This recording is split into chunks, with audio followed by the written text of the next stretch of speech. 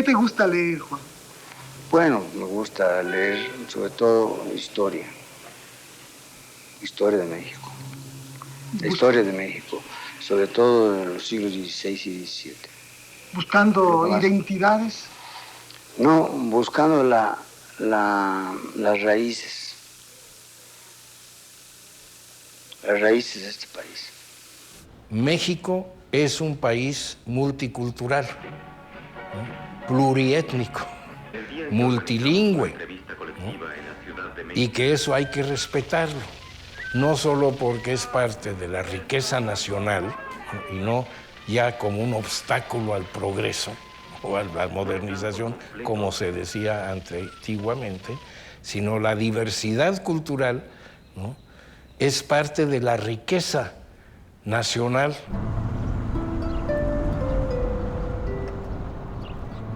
El ir tras los pasos de mi padre no solamente nos ha llevado a rincones muy especiales de México.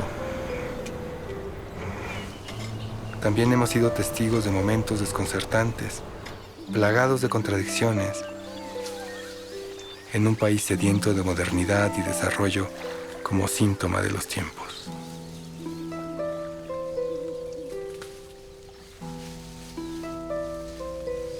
Rulfo venía saliendo en 1954 de la beca del Centro Mexicano de Escritores, termina Pedro Páramo y se queda 8 meses sin chamba. No sé en realidad cómo llega a la comisión del Papaloapan, pero dicen que fue porque lo invita muy probablemente Raúl Sandoval, que es un ingeniero muy connotado ya para esos años, firma contrato con la comisión del Papaloapan en 1955, el 1 de febrero. La Comisión del Papaloapan se fundó precisamente para frenar los desbordamientos del río Papaloapan. El proyecto de encauzar y aprovechar las aguas del río Papaloapan nació durante el régimen del expresidente de la República, general don Manuel Ávila Camacho, quien a raíz de la catástrofe de Tuxtepec y de otros poblados ribereños en 1944, dispuso, tomando en cuenta las realizaciones ejecutadas en el Valle de Tennessee, iniciar los trabajos que dominaran para siempre el Papaloapan y convirtieran la inmensa larga ciénega en tierras fértiles para el país y sus habitantes.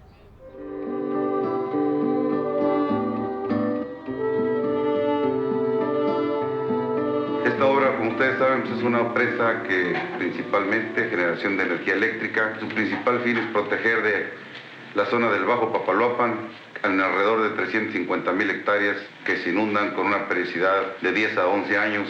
De lo que se trata es de construir la infraestructura para aprovechar, ¿verdad?, los recursos naturales de la manera más eficiente posible, por ponerlo de una forma muy capitalista, ¿no? Y ahí es donde viene el choque cultural con los grupos indígenas que están ahí afectados, y ahí entran los antropólogos. Tenían a su cargo la parte de los estudios sociales de la población que iba a ser afectada por la construcción de la más grande represa que se estaba construyendo en América Latina entonces.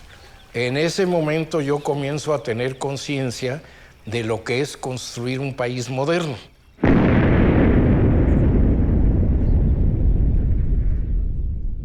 Tenían un gran desafío, que era que con la construcción de la presa, ¿no?, iba a inundar una cantidad de pueblitos indígenas que estaban al lado del río Tonto y que había que desplazar, ¿no?, a centenas de familias indígenas a otras partes. De los pueblos que se afectaron, solamente unos pocos eran del estado de Veracruz, 2 del estado de Puebla, y el resto todos eran del estado de Oaxaca. Hay población ahí de grupos indígenas que desde la perspectiva del proyecto de desarrollo son absolutamente insignificantes, ¿no?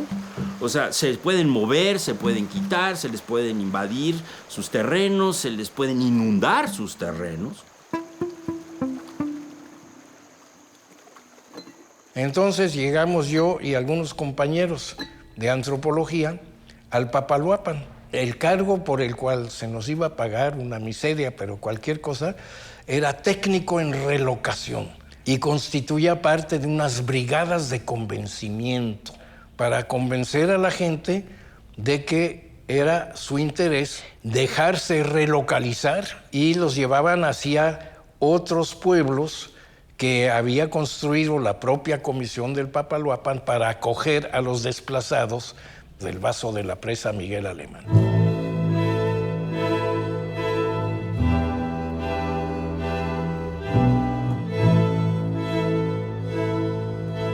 Se pensaba que iba a beneficiarse a la nación, a los mazatecos, pues como la parte más débil y que estaban obligados a salir, pues se les tenía que dar algo en cambio de que desalojaran sus comunidades, ¿no?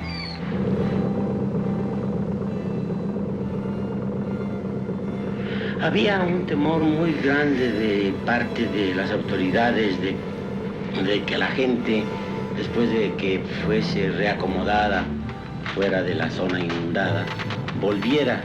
Y entonces las autoridades tomaron el acuerdo de incendiar las viejas casas de los mazatecos. En unos meses más, el agua iba a subir 40 metros y que ellos iban a tener que salir.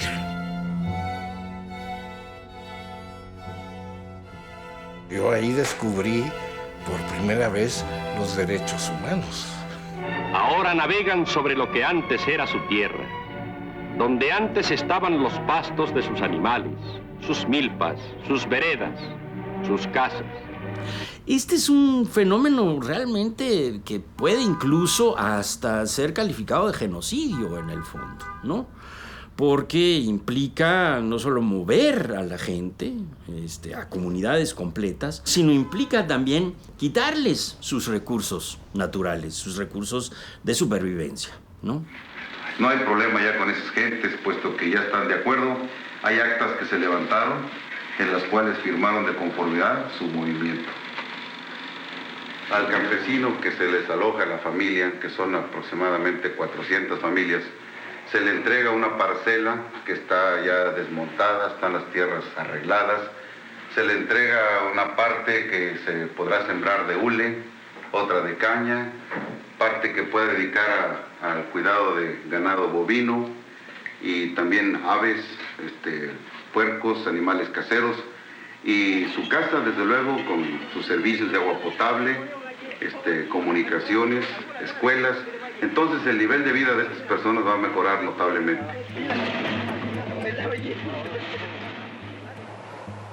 No siento yo, hasta cierto punto, fuera de la clase media a la cual pertenecemos tú y yo, ¿verdad? No comprendo yo la aristocracia ni la élite. Jamás he comprendido la mentalidad de esta gente. Entonces, siempre, en cambio, me es muy fácil comprender las angustias y las necesidades y los problemas que tiene el pueblo. ¿Los has sufrido tú mismo también como tuyos? Pues propiamente no he sufrido personalmente, ¿no? Pero sí los he sentido, los he visto y los he previsto. Y además los he intuido.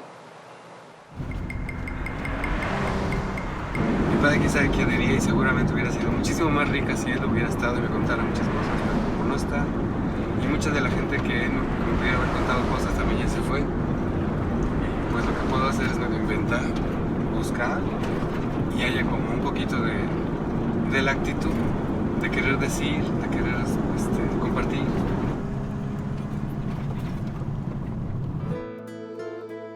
La cuenca del Papaloapan no comienza, como creen algunos, en el puente oblongo construido sobre el río Blanco. Se extiende más allá del alto contrafuerte de la Sierra de Juárez, roto por el cañón de Santo Domingo, más allá de las fértiles vegas de la cañada de Venados que desciende de Tehuacán. Luego sube, se interna entre pedruscos y vegetación desértica hasta las altas mesetas de la serranía mixteca, donde existen pueblos azotados constantemente por los vientos, faltos de recursos, y en que las lluvias se disuelven en humo seco y seguramente en polvo. Algunos se transformaron en pescadores, esa era la idea de los planeadores. Y entonces, bueno, los milperos de la zona, ¿no?, que conocían la milpa, zumbaban el monte, cultivaban el maíz, etc.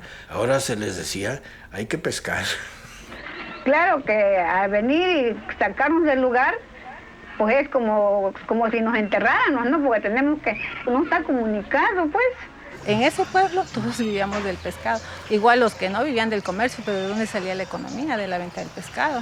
Soyaltepec quedó el pueblito trepado encima de un cerrito rodeado de agua.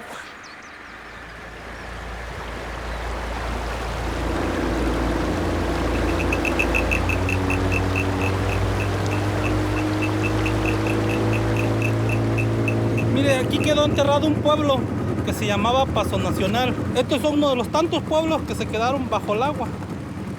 Fueron 44 pueblos que se perjudicaron para hacer la presa. No todos quedaron bajo el agua, pero sí la mayoría.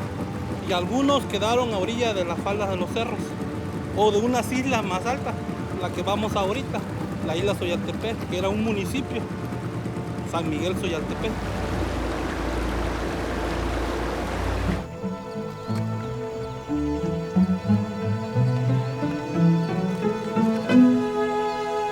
En las noches nos sentábamos a decir, ¿qué estamos haciendo? ¿Y para qué sirve esto? ¿Quién se va a beneficiar con esto? ¿Y qué alternativas hay? Pues a la vez sí, por la inmensidad de agua, pero también la pérdida que hubo aquí, aparte humana, en agricultura se perdió mucho. Aquí sembraban miles de hectáreas de cultivo, entre lo que era el café, el arroz, el frijol y el maíz. Había una gran brecha entre el discurso y la realidad, ¿no? Porque lo que más me llamó la atención en términos humanos, ¿no?, ver es cómo la gente de esas comunidades sufría por la idea de que iban a dejar pues sus pueblos tradicionales, sus tierras, sus muertos en los cementerios que iban a ser inundados por la presa. De repente dije, pero ¿cómo es posible, no? Esa gente no se le consultó y yo era el mensajero de las malas noticias. Me acordaba mis libros en que al mensajero de malas noticias le cortaban la cabeza, ¿no? Y sí compartía yo mis ideas con respecto a la preocupación, ¿no?, que tenía de considerar a los indígenas, a las familias, como objetos. Entonces, para ellos era mover 200 familias indígenas, pues era cualquier cosa, ¿no? Las decisiones ya estaban tomadas burocráticamente, ¿no? ¿Qué hacer con los indios ahí? Bueno, pues desplazarlos, punto, ¿no? Pues la presa tiene que seguir adelante. ¿Y desplazarlos a dónde? Pues a ver a dónde, encuéntrenles dónde, ¿no? Pues vamos a construir sus pueblos, ¿no? Según Víctor Jiménez, él recuerda que le contó que finalmente él vio cómo a esta gente la sacaron de su casa con gallinas, burros y como fuera para llevarlos a los otros poblados y que era pues una tragedia finalmente. Yo he procurado siempre acercarme al pueblo, ¿no? Y me interesan mucho sus problemas, sobre todo de las actuales circunstancias, no solo en las actuales circunstancias, siempre me han interesado, ¿no? Los problemas del pueblo, pero del pueblo humilde, de la clase humilde, ¿no?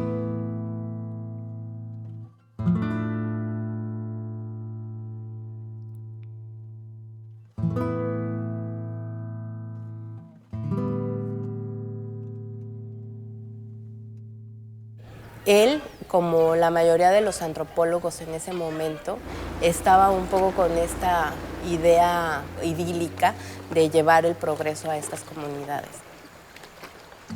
Durante la administración del ingeniero Raúl Sandoval, muerto en un trágico accidente en el 56, la Comisión del Papaloapan levantó dimensiones memorables en términos del espíritu y tuvo a su servicio al equipo mejor preparado y más meticuloso de toda su historia. Este grupo de hombres llevaron a cabo la más grande tarea del proyecto, sin estropear nada, sin ninguna política personal o corrupción económica. Un magnífico récord. Se produjo un grado muy alto de logros en la realización del trabajo y se realizó también una tarea aún más difícil: penetrar la reserva natural y ganar la confianza del 50% de los indígenas en el área del proyecto. Rulfo básicamente hizo 3 cosas. Fue el director de un proyecto de revista para la Comisión del Papaloapan, en el que incluso él asigna ya un logotipo para la revista, que es justamente una mariposa, incluso decide qué fotografía va a ser la portada de esa revista, decide los textos, los temas y la gente que va a escribir, y él mismo está asignado con 2 textos, que es Los Mijes y Valle Nacional Oaxaca. La primera publicación que sale sobre la Comisión del Papaloapan, que tiene la mano de Juan Rulfo, es en octubre del 55 en el periódico México en la Cultura, en donde se publican incluso unas de sus fotografías sobre los indígenas mijes en esa región. Después se publican cosas del México de Ismón. Él escribe un texto que se llama De Papaloapan, qué es la Comisión del Papaloapan, cómo funciona, el trabajo que venía haciendo Raúl Sandoval. Pero finalmente, pues eso solo quedan esos 2 artículos como vestigios, se puede decir, de lo que iba a ser esta revista de la Comisión del Papaloapan, pero no existió como tal esa revista de la Comisión del Papaloapan. No se llegó a hacer.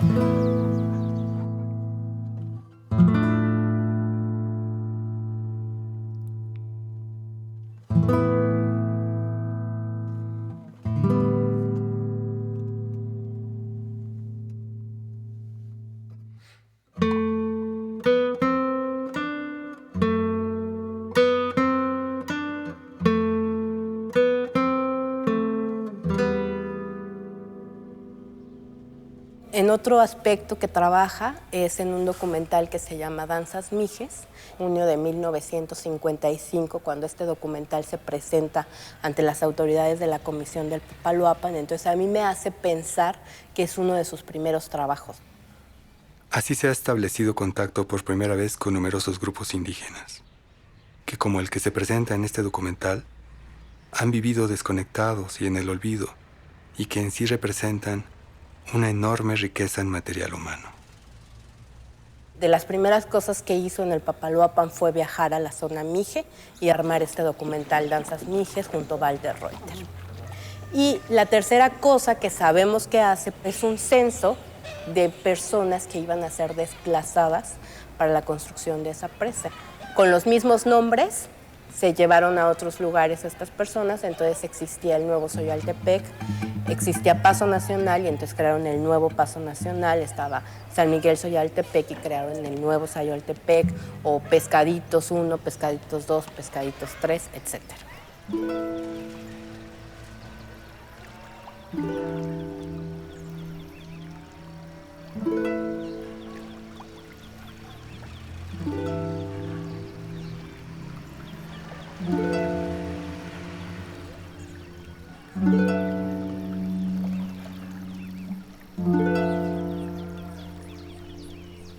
¿Busco Sisto Ventura? Sí, Sisto Ventura. Ah, güey, me parece. Es el más grande.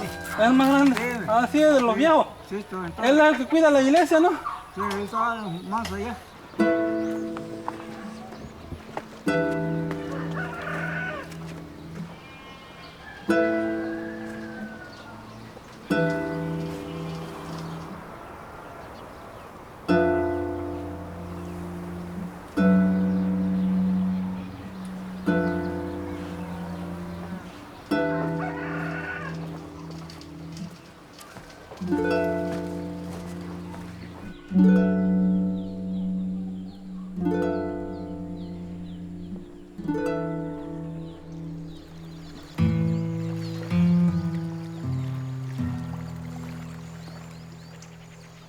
Lo que le toca vivir a Rulfo en la Comisión del Papaloapan es precisamente el fracaso de un proyecto, ¿no?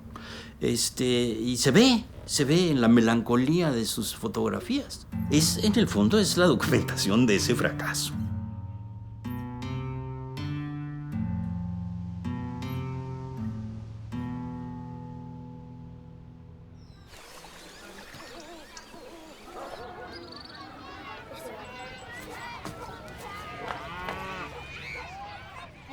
Buenas tardes. Mire, venimos acá con el señor. Él viene a grabar sobre cómo está en la isla Suyaltepec, de cuando se hizo la presa, si en verdad les benefició mucho al que se hiciera la presa, cómo viven, qué le hace falta, cómo han sobrevivido. Y pues él está haciendo ¿cómo le explicaré? Como un libro, como una historia, que no se pierda pues más que nada, porque la gente que vivió esa ya pocas viven. Entonces a través de los años se va perdiendo. Entonces queremos que no se pierda, que siga, que grabado ya no se va a perder, porque ya hay una grabación sobre la gente que vivió eso. Pues no se pagó el valor de la gente, lo engañaron. No pagaron sus tierras. No pagaron esta tierra está así. Así quedó. Y el pueblo estaba abandonado. Y de que sobraron 25 padres de familia el que no le creó, y esos 25 padres de familia el que produció, ese es el pueblo ahorita. Los que quedaron aquí, quedó mi vino papá. 25 familias. ¿Qué es lo importante en ese momento, ¿no? En el momento del desarrollismo? ¿Qué es lo importante? Aquellas comunidades indígenas que han vivido en esos lugares, digamos, de manera, entre comillas, primitiva, de manera con pocos recursos, que no se han sabido integrar, etcétera, etcétera. ¿Eso es más importante o es más importante el desarrollo de la región y de la riqueza? ¿No? ¿Qué es lo más importante? Y el Estado mexicano le apuesta a lo segundo, no le apuesta a los grupos indígenas, ¿no? A pesar de que en su discurso, y esto es bien interesante, en su discurso, ¿no? Tiene una vertiente muy, muy relevante de defensa de las comunidades indígenas. La Comisión del Papaloapan duró 40 años, ¿no? Y con eso pues se van. O sea, en realidad todas estas cooperativas que existieron, esta ciudad que se creó donde había ingenieros, gente que venía como con programas de desarrollo, se termina porque pues no se podía como sustentar. Yo cuando llegué estaba en su momento, se abandonó totalmente, pero ahí se ve lo que era el pavimento. No, aquí era una ciudad, la verdad. Cuando yo llegué en el 77 era una ciudad aquí. Así como si pusiera usted una barra de hielo al sol, creo, más o menos. Así se fue acabando.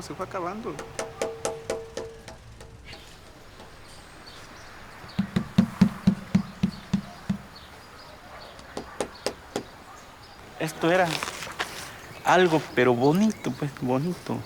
Todo esto estaba alumbrado. O sea, la gente que vivía aquí era porque trabajaba para la comisión. Para la comisión nada más, exacto, sí. O sea, esto lo mantenía el gobierno federal. El gobierno federal, exactamente. Y cuando se va, dejan en abandono. Se abandonó todo, sí. Era puro pasto aquí, pues bien bonito estaba todo. No, algo bonito. Aquí era una cabañita aquí. Y aquí le vendían tortas, tacos, lo que usted quisiera. Y aquí, ahí jugaba usted dominó, ahí había una mesa de billar. Así con el taco, ¿no? Así.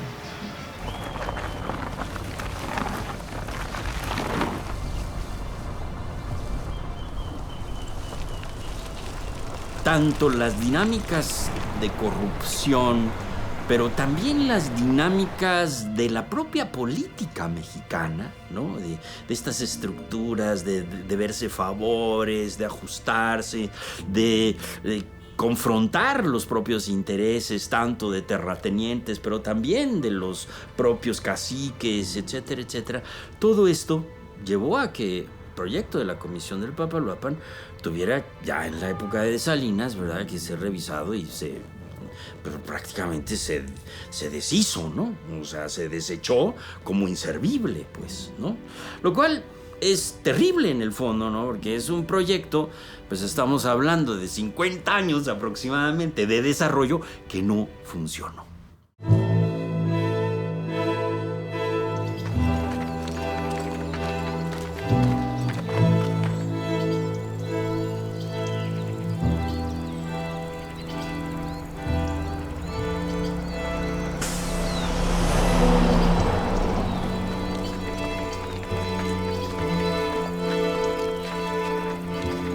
Allí aparece un fenómeno que es una herencia precisamente de la propia revolución y que es el indigenismo, ¿no? El indigenismo, la antropología mexicana, que digamos es una ciencia que emerge realmente con la propia revolución y que además pertenece a la Secretaría de Gobernación en sus orígenes, ¿no? No hay que olvidar que el Instituto Nacional Indigenista pertenece a la Secretaría de Gobernación. Todavía no había libros de texto, apenas el INI años después comenzó a publicar sus libros de texto y a usar las lenguas indígenas, porque el gran debate entre pedagogos y antropólogos y lingüistas era enseñanza en lenguas indígenas o castellanización directa. Y en la idea que prevalecía en la Secretaría de Educación Pública era castellanización. Si a mí me dicen algo, todo me platican en mazateco, yo lo entiendo qué es lo que me están diciendo, pero yo no le puedo responder a ellos. Eso me pasa a mí. De repente se abre en los 70s un espacio que los propios indígenas luchan por conquistar, el respeto a sus derechos lingüísticos, a sus derechos humanos y a su cultura propia.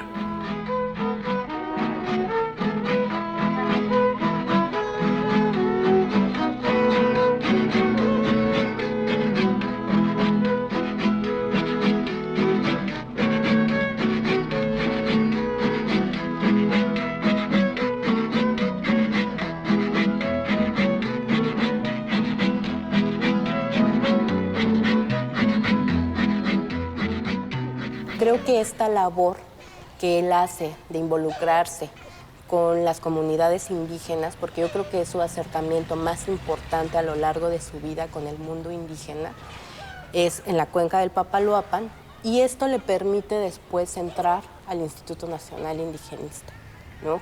Y se vincula totalmente con lo que hizo en el Papaloapan, que era el director, al parecer, de publicaciones, que es lo que va a hacer finalmente en el libro, ¿no? ¿Le da miedo publicar? No, no es eso. Lo que sucede es que desde hace más de 20 años, un poco después de que yo escribí esto, me dediqué a la edición de los libros de antropología social en el Instituto Nacional Indigenista. Entonces estuve más de 20 y tantos años dedicado a eso. Hemos publicado ahorita más de 235 libros de antropología social, cada uno sobre las 56 comunidades indígenas que tiene el país. El proyecto de Rulfo es muy claro, políticamente hablando. Es utilizar la posición de editor del INI para generar una transferencia del conocimiento antropológico sobre México a los mexicanos. Y particularmente a los antropólogos mexicanos que están en el campo haciendo acciones concretas. ¿Por qué? Porque gran parte de la investigación sobre México no está en castellano, está en inglés. Él revisaba todos los manuscritos que se publicaban en ese boletín.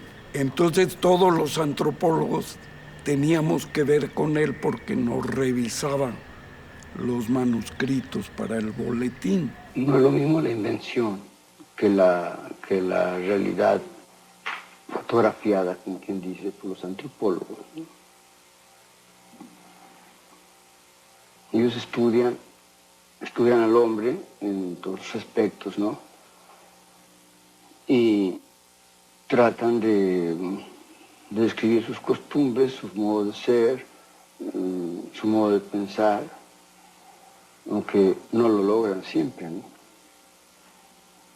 Debido a que ¿sabes? Los indígenas en México están llenos de mitos, viven en el inframundo,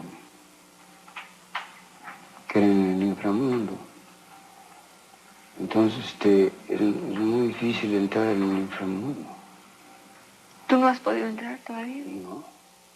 No se puede. Él en lo que escribió te permite conocer la psicología profunda de los mexicanos. Ahora tenemos que ver cómo cambiamos. cómo transformamos. Y entonces ahí se va a un trabajo aparentemente sencillo, pero que no es tan sencillo, que es editar, sacar libros y entonces generar un mecanismo de reproducción y de creación de nuevos espacios en el desarrollo intelectual, ¿no? Y ese, de alguna manera, era el proyecto de Rulfo Editor, que los mexicanos sepan, conozcan lo que se ha investigado sobre ellos mismos. Uno de los primeros libros de antropología en México es Mazatecos, de Alfonso Villarrojas, y que pues tiene que ver con toda la cuestión de la cuenca, pero es una serie de antropología que después Rulfo va a retomar, y entre esas series se publica el libro Los Mijes, de Salomón Nachmad. Y Juan Rulfo estaba muy entusiasmado de la descripción etnográfica que yo había hecho. Y él la corrigió. Me decía, no, aquí está mal, hay que cambiar. Pues lo que hace un corrector de estilo, ¿no? Cuando yo veo las fotos, me recuerdo que él vio ese paisaje y esas imágenes antes, 10 años antes que yo. Es decir, estamos grabando la historia de un pueblo que no quería ser reconocido por el Estado mexicano. También nos ayudaba en el cine etnográfico que producía el INI. Era la única institución en aptitud de entablar un contacto y de ser aceptada por los indígenas para formar parte pues, de esos testimonios que se construían y que permitían un conocimiento de la vida indígena en México. En sus inicios lo que se pretendía era hacer un registro en cine, en 16 milímetros, de las principales manifestaciones culturales que habían en las culturas indígenas de México vivas. Pero eran registros que la gente iba a filmar y luego se guardaba en latas y realmente pues ni siquiera se clasificaba ese material. No tenían un público, no tenían un destino, era guardar latas para la posteridad. Sí, porque era muy fácil filmar fiestas y ya era un archivo de mayordomías. Pero finalmente, ¿qué pasaba cuando no había una mayordomía y un carnaval? ¿Cómo era la vida en la comunidad el resto del año, no? Lo urgente era combatir, por ejemplo, los prejuicios, el racismo, el clasismo.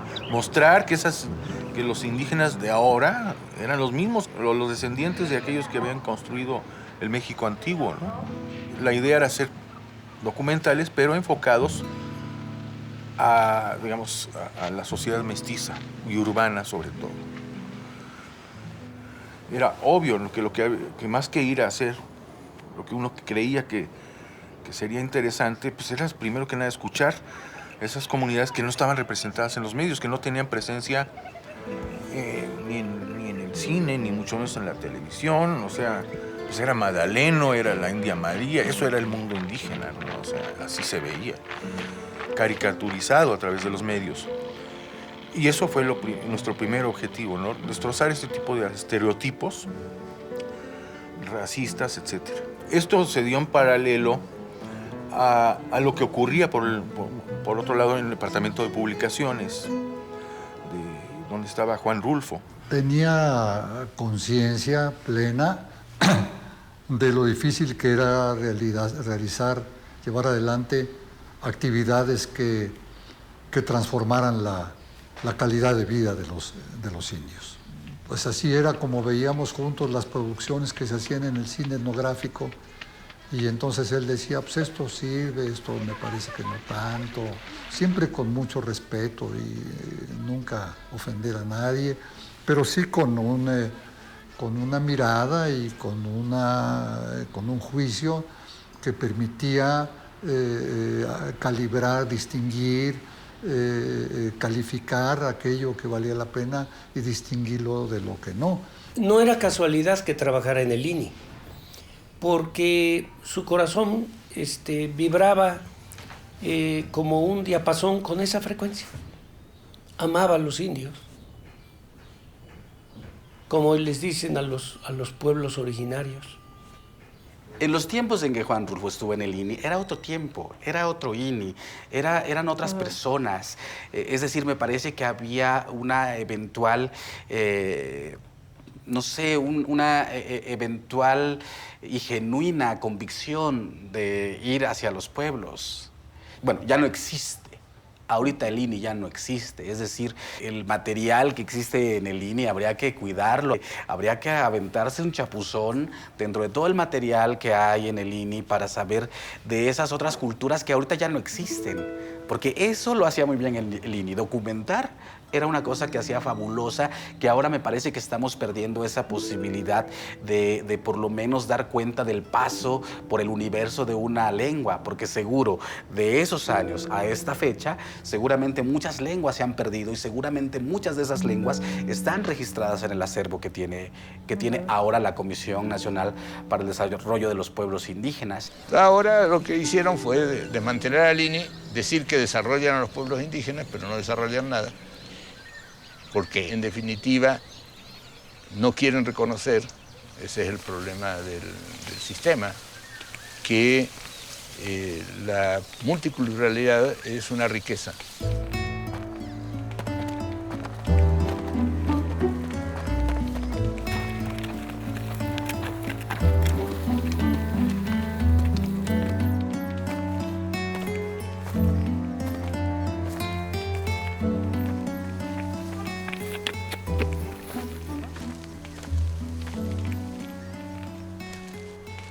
Llegó un grupo de antropólogos al área de publicaciones, de archivo, que tenía claro para qué servía, y entonces reeditaron muchas de las publicaciones de Rulfo que estaban agotadas, de la época de Rulfo, ¿no?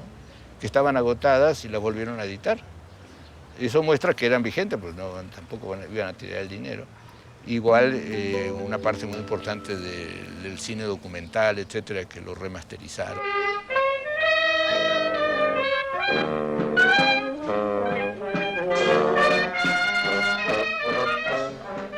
Y ahora ya, pues, gracias a los zapatistas y al movimiento indígena nacional, al primer Congreso Nacional de Pueblos Indígenas, pues no tuvieron más remedio que reconocer.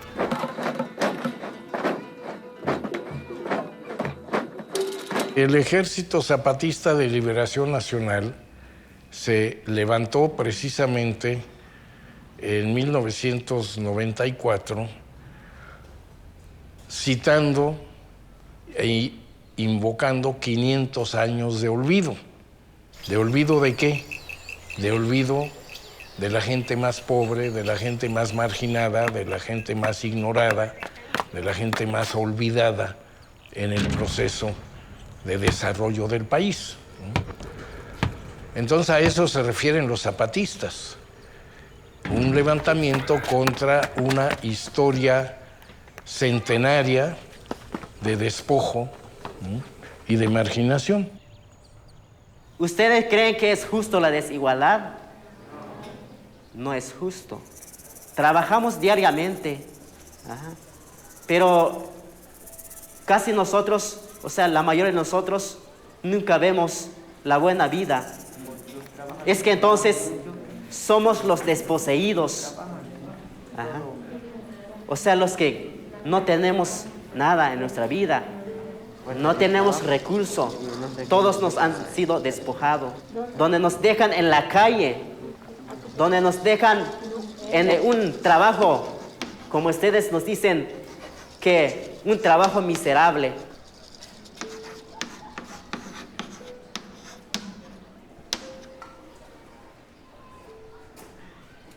Una de las formas que tienen las comunidades indígenas, como lo han demostrado muchos pueblos, ¿no? Cherán, por ejemplo, en Michoacán, y entre otros los zapatistas en Chiapas también, es precisamente construir esas autonomías, ¿no? Que son autonomías, pueden ser jurídicas si es que las reconoce el Estado o la ley, ¿no? Pero muchas veces no las quieren reconocer. Entonces son autonomías que se pueden ejercer políticamente Y a veces funciona, ¿no? Le dices al gobernador o le dices al presidente municipal, estos somos nosotros, tienes que negociar con nosotros nuestra autonomía en términos al uso de la tierra, uso de los recursos, elección de nuestras autoridades propias, manejo de nuestro derecho propio, etcétera, etcétera. Es la lucha por el poder político y la capacidad de decisión con respecto a los recursos naturales y a los recursos económicos que maneja una sociedad, ¿no? Entonces es por ahí donde va ahorita un poco el discurso y donde va el proceso político en el país. Yo creo que el gran tema en este momento para México es lo indígena. ¿Por qué? Porque está justamente colocada en una disyuntiva que es imposible de soslayar. No se puede tapar el sol con un dedo.